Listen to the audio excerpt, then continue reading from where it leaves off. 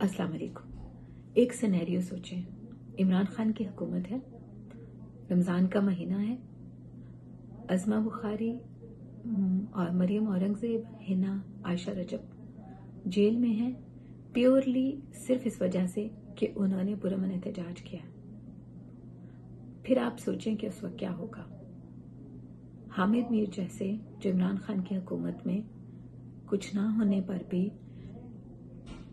English में tweet करके पूरे इंटरनेशनल जो न्यूज़ आउटलेट्स थे उनको टैग करके हर वक्त इमरान खान की हुकूमत के खिलाफ बोला करते थे, वो क्या करेंगे, क्या कर रहे होंगे।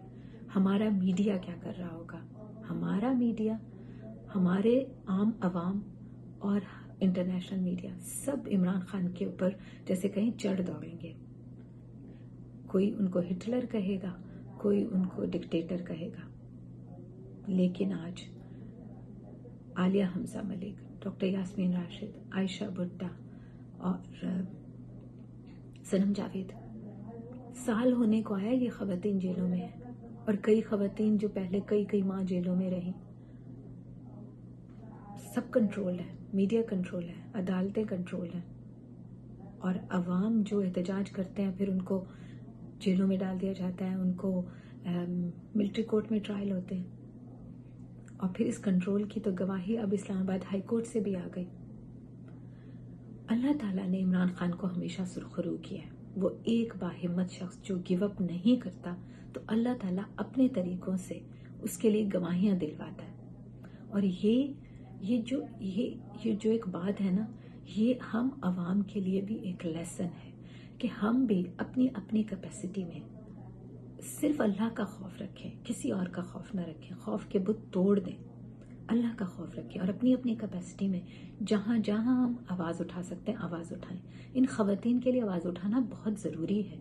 इनके घर हैं, कारोबार है, इनके बच्चे हैं, उनकी फैमिलीज हैं। रमज़ान का महीना है, रमज़ान के महीने में तो कई आदि मुजरिमीन कैदियों को छोड़ दिया जाता है। ये तो प्योर सियासी कैदी हैं।